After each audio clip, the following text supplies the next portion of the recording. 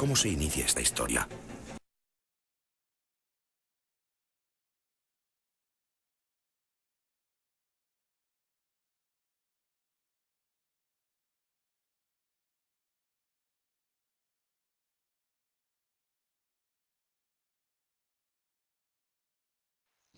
La indiferencia por la salud y seguridad de los trabajadores ha sido una característica de las sociedades antiguas y modernas hasta tiempos relativamente recientes. Cuando el hombre empieza a caminar sobre sus dos extremidades, se aventura sobre el medio circundante, evolucionando de la conciencia animal al Homo sapiens, sufriendo así un cambio revolucionario, y es entonces cuando comienza a dominar el mundo que lo rodea. En ese transcurso primitivo del Paleolítico al Neolítico, que representa el inicio del hombre en la naturaleza, ocurren importantes acontecimientos, como el uso y construcción de los primeros instrumentos de trabajo, inicialmente a base de piedra y palo. Posteriormente se produce el dominio del fuego y el uso de la cerámica. El hombre pasa entonces de la etapa recolectora a la agricultura y la ganadería, lo anterior bajo un estricto régimen. Al desarrollar estas actividades se presentaban accidentes atribuibles a los dioses, siendo estos hechos asociados al uso inadecuado de los instrumentos de trabajo y a métodos poco seguros a la hora de cazar y escalar los árboles.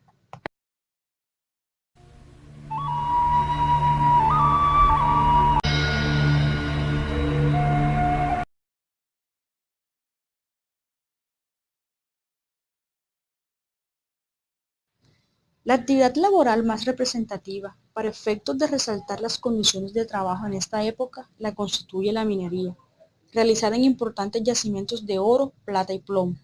Sin embargo, aquí no se implementaron medidas de seguridad o higiene, fundamentalmente porque quienes realizaban estas faenas eran esclavos o presidiarios.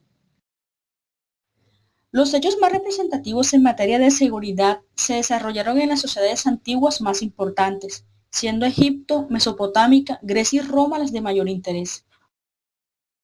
Durante el desarrollo de la civilización egipcia, 4000 años antes de Jesucristo, se evidenció una especial consideración para los guerreros, embalsamadores y fabricantes de armas, quienes tenían leyes especiales para realizar su trabajo y evitar así accidentes en el mismo. Las medidas de protección estaban dadas por el faraón y se implementaron en las grandes urbes o ciudades con talleres reales. Dichas medidas eran arneses, sandalias o andamios especiales para la construcción de las pirámides. Un escultor importante de la época, Ramsés II, hizo especial aplicación de estas leyes, brindándole a sus esclavos buena alimentación y buen trato, garantizando así que se mantuvieran motivados durante la realización de la jornada laboral.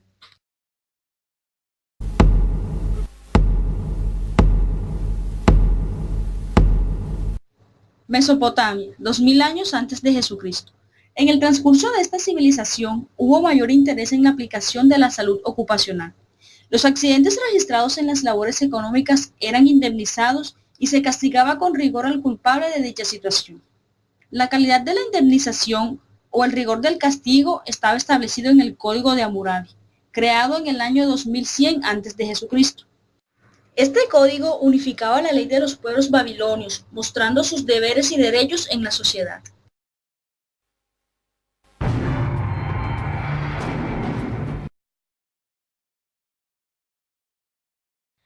En Grecia existían grandes yacimientos de minerales, cuya extracción era realizada por los esclavos de la época. Ellos estaban presentando serias intoxicaciones debido a la sobreexposición a los materiales químicos usados en el proceso de extracción.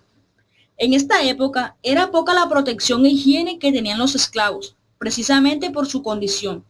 Sin embargo, los médicos de la época se ocuparon de las lesiones y enfermedades que mineros, obreros y artesanos contraían en el ejercicio de sus oficios, tal como se leen en las obras de autores como Hipócrates, Plinio el Viejo, Galeno y otros. Hipócrates sugiere en el siglo IV antes de Jesucristo catalogar por primera vez la intoxicación por plomo como una enfermedad ocupacional. Plinio el Viejo, en su Enciclopedia de Ciencias Naturales, describe un número de enfermedades ocupacionales a las que clasifica como enfermedades de los esclavos, al referirse a los trabajadores de la manufactura y la minería. Comenta también el uso de pedazos de lino a manera de respiradores por los refinadores de minio, sulfuro rojo de mercurio. Galeno y Celso incluyen en sus escritos breves comentarios sobre enfermedades debidas a exposiciones de origen ocupacional.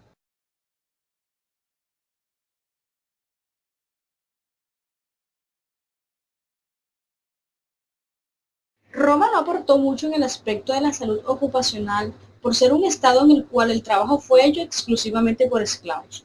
Sin embargo, legisló en relación con la salud pública en beneficio de sus ciudadanos, protegiéndolos y tomando medidas contra las plagas y enfermedades que afectaban a las urbes. Se observa cómo en muchas civilizaciones antiguas, especialmente Roma, nacen agrupaciones o asociaciones de personas para protegerse, ya sea de las calamidades, accidentes, muertes, etc., sin ser organizadas por el Estado y con un carácter voluntario de personas que se unen en busca de ayuda mutua.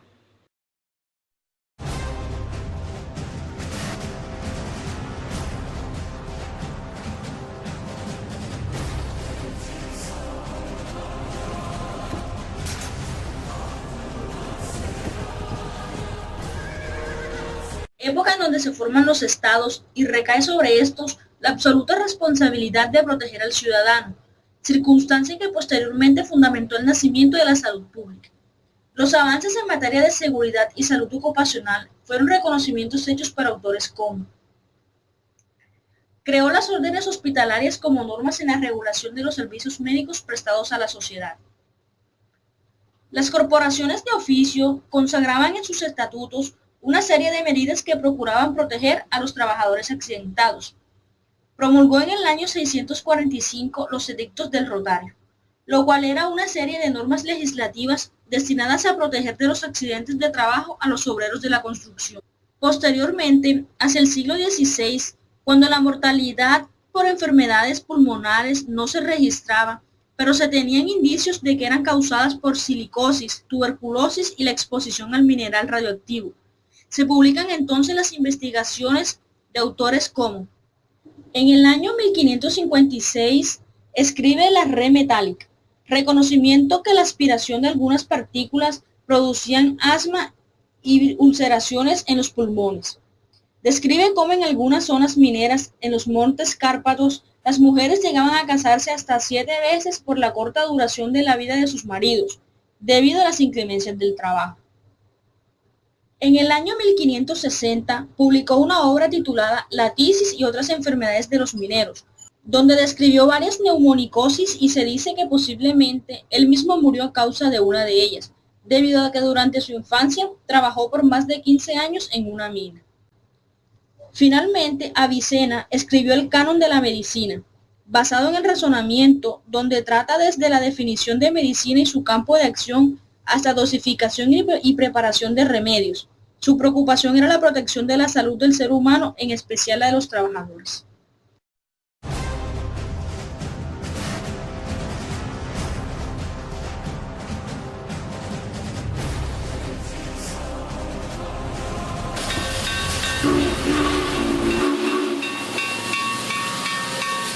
En este tiempo se perfeccionan los procesos tecnológicos, apareciendo nuevas ramas de la industria y nuevos tipos de factores contaminantes que afectan la salud de los trabajadores.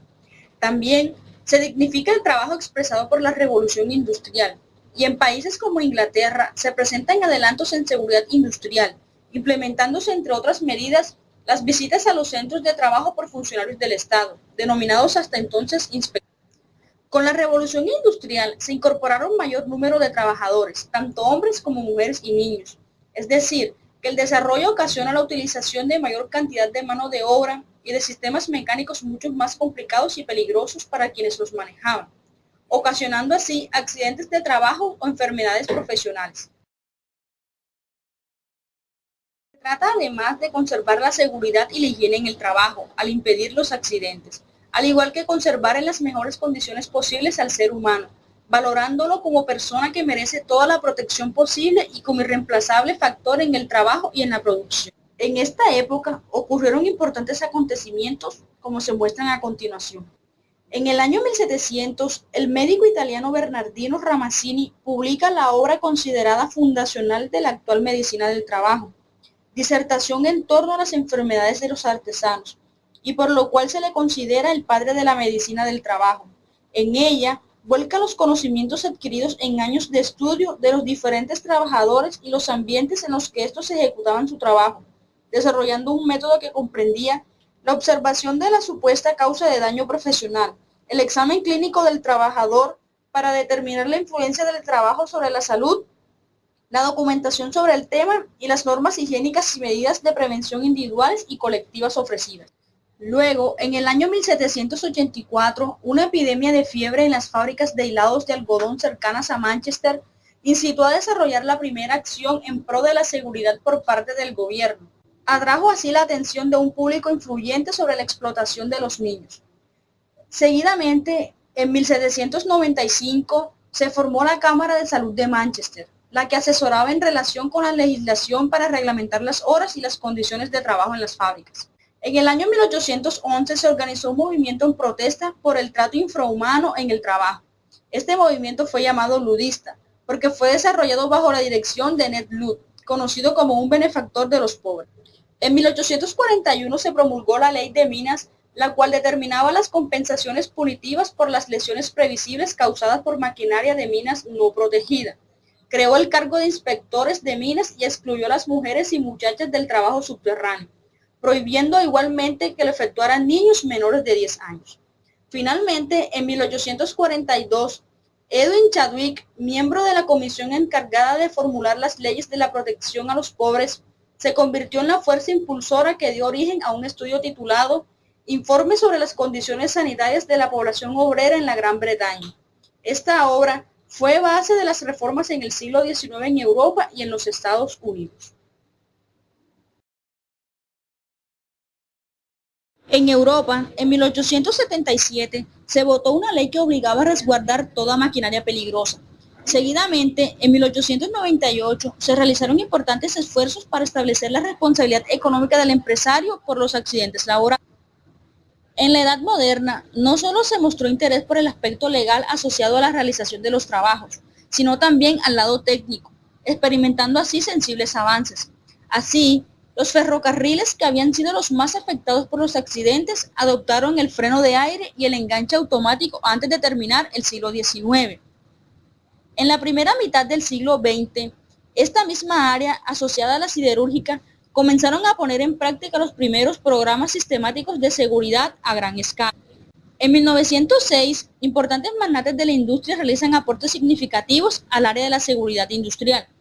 Es muestra de ello que el empresario Elbert Gary, presidente de la United Steel Corporation, indica que sus empresas filiales procuren al máximo llevar a cabo esfuerzos cuantos sean posibles para evitar que sus trabajadores sufran lesiones.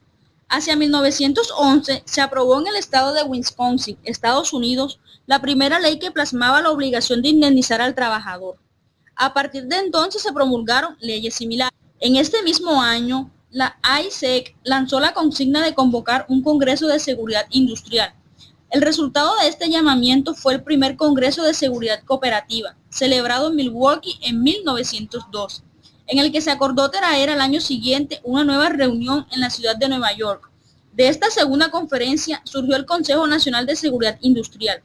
Poco después cambió el nombre por el de Consejo Nacional de Seguridad, ampliándose sus objetivos para hacerlos extensivos a todos los aspectos implicados en la preservación de accidentes.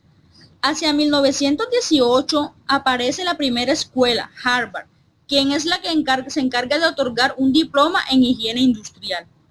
En 1919, la medicina hace un aporte significativo a la medicina del trabajo, por lo cual aparece la Organización Internacional del Trabajo, quien aúna la acción de gobiernos, empleadores y trabajadores de los países miembros con el objetivo de impulsar la justicia social y mejorar las condiciones de vida y de trabajo en el mundo. En la década del 20 comienza a introducirse en Argentina el consultorio de fábrica, encontrando en Salta los antecedentes del primero de ellos a manos de una empresa privada. Luego, en 1934, se fundó la Sociedad Argentina de la Medicina, del Deporte y del Trabajo.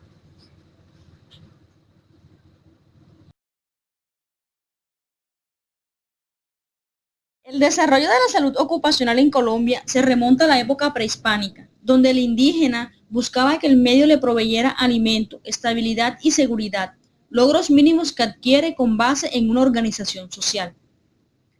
Es en la época colonial cuando se dictan las cédulas reales por el Consejo de Indígenas referentes a la salud ocupacional. En 1541 se prohíbe trabajar los días domingos y festivos. Igualmente, se estableció que el indígena del clima frío no podría ser obligado a trabajar en el clima cálido y viceversa.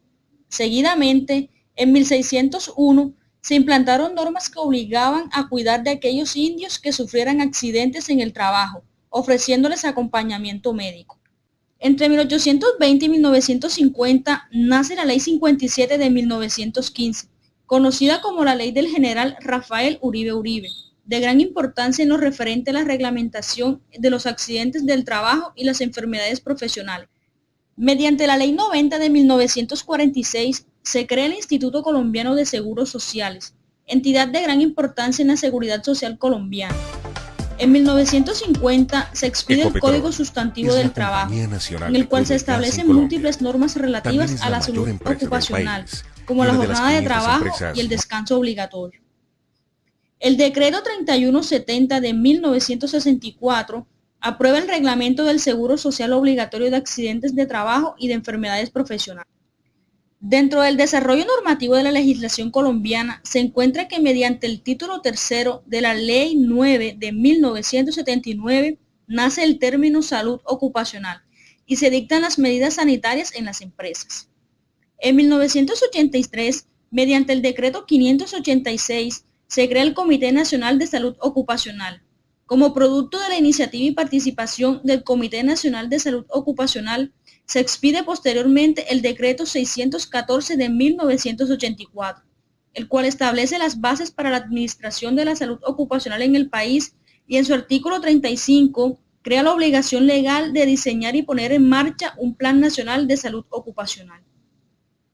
En 1984 se elabora el primer Plan Nacional de Salud Ocupacional, el cual tuvo como objeto orientar las acciones y programas de las instituciones y entidades públicas y privadas, así como el aumento de la productividad y el establecimiento de un plan para evitar la colisión de competencias. En el marco del primer Congreso Nacional de Entidades Gubernamentales de Salud Ocupacional, efectuado en 1990, se propuso el segundo Plan Nacional de Salud Ocupacional 1990-1995, cuyo propósito esencial fue reducir la ocurrencia de accidentes de trabajo y la aparición de enfermedades profesionales. Durante el desarrollo del segundo Plan Nacional de Salud Ocupacional se expidieron la Ley 100 de 1993 y el Decreto Ley 1295 de 1994, normas que reorientaron la salud ocupacional y crearon el Sistema General de Riesgos Profesionales. El 31 de julio de 2014, el viceministro de Relaciones Laborales e Inspección expidió el Decreto 1443 de 2014, el cual dicta disposiciones para la implementación del Sistema de Gestión de la Seguridad y Salud en el Trabajo. Finalmente, el 5 de agosto de 2014 se firmó el Decreto 1447, mediante el cual el Ministerio del Trabajo estableció el nuevo grupo de enfermedades que entraron a ser reconocidas como labores en el país, indicando que se ha actualizado teniendo en cuenta las necesidades que actualmente se dan en Colombia y en el resto del mundo.